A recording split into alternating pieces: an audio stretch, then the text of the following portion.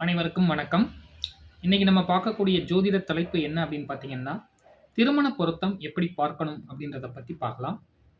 பொதுவா ஆணுக்கும் சரி, பெண்ணுக்கும் சரி, திருமண வயது அப்படின்னு சொல்லக்கூடிய 21 வயசு, அதாவது பெண்ணுக்கு வந்து 18 வயசு, ஆணுக்கு வந்து 21 வயசு அப்படின்ற அமைப்புகள்ல இருந்தாலும், திருமண பொருத்தம் அப்படின்றத வந்து நம்ம எப்படி பார்க்கணும் அப்படின்றத நம்ம முதல்ல பார்க்கலாம். ஜோதிடத்துல வந்து திருமண பொருத்தம் பார்க்காமல் திருமணம் செய்யும் பட்சத்தில் சிலருக்கு வந்து திருமண அமைப்புகள்ல மாறுபாடான பலனை தர்றத பல ஜாதகங்கள்ல பார்க்க முடியுது. பொதுவா வந்து ஒரு ஜாதகத்துல எந்தெந்த விஷயங்கள திருமண பொருத்தத்தின் போது கண்டிப்பா பார்த்தே ஆகணும் அப்படின்னு பார்த்தீங்கன்னா, எந்த ஒரு ஜாதகமாக இருந்தாலும் முதல்ல வந்து லக்னத்திற்கு 7ஆம் பாவகம் அப்படின்னு சொல்லக்கூடிய இந்த திருமண பாவகத்த பார்க்கணும். அதற்கு அடுத்த அமைப்புகள்ல பார்த்தீங்கன்னா, 7ஆம் அதிபதி ஜாதகத்துல எப்படி இருக்காரு? அவருடைய அமைப்புகள் எப்படி இருக்கு? பகை பெற்று இருக்காரா?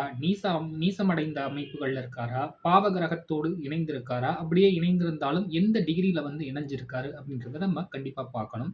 அதற்கு அடுத்த அமைப்புகள்ல பார்த்தீங்கன்னா, சுக்கிரன் அப்படின்னு சொல்லக்கூடிய காதலையும், திருமணத்தையும் கொடுக்கக்கூடிய காரக கிரகத்தை எப்படி இருக்காருன்றத பார்க்கணும். அதற்கடுத்த அமைப்புகள்ல வந்து திருமணம் அப்படின்றது வந்து தாலி கட்டுறதோட நிப்பாட்ட போறது கிடையாது. முடிய போறது கிடையாது. அதுக்கப்புறம் தான் வாழ்க்கையே ஸ்டார்ட் ஆகுது அப்படின்றதுனால, அதற்கடுத்த அமைப்புகள்ல வந்து குழந்தை பாக்கியம். அந்த குழந்தை பாக்கியத்தை தர கடமைப்பட்ட கிரகமாகிய ஜாதகத்தில் 5ஆம் அதிபதி எப்படி இருக்கான்றத பார்க்கணும். 5ஆம் பாவகம் எப்படி இருக்குன்றத பார்க்கணும்.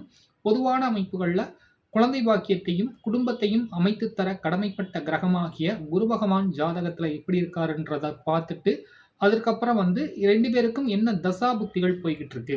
சரியா? இப்ப சில பேத்துக்கு வந்து சஷ்டாஷ்டக தசாபுக்திகள் அப்படின்னு நாங்க சொல்லுவோம். அதுலயும் வந்து ஒரு சில தசாபுக்திகள் வந்து ரொம்பவே வீக்கான அமைப்புகள்ல இருக்கும். இப்ப மீன லக்னத்திற்கு ஒருத்தருக்கு இப்ப ஆணுக்கு வந்து மீன லக்னம் அப்படின்ற அமைப்புகள்ல குரு திசை போகுது அப்படின்றது மாரியான வச்சுக்கோங்களேன். அதே மாரி பெண்ணுக்கு வந்து சுக்கிரனுடைய லக்னமான துலா லக்னத்தினுடைய துலா ராசியோ அல்லது துலா லக்னமாகவோ இருந்துச்சு அப்படின்னு பார்த்தீங்கன்னா, அந்த அதே நேரத்தில இந்த திருமண வயதில வந்து அந்த ஒரு ஆளுக்கு வந்து சுக்கிர திசையும், ஒரு ஆளுக்கு வந்து குரு திசையும் நடந்துச்சு அப்படின்னாலும், மாறுபட்ட பலன் இருக்கும். 2 பேரும் வந்து ஒரு கருத்துருமித்த தம்பதிகள் அப்படின்ற மாரியான அமைப்புகள்ல இருக்காது.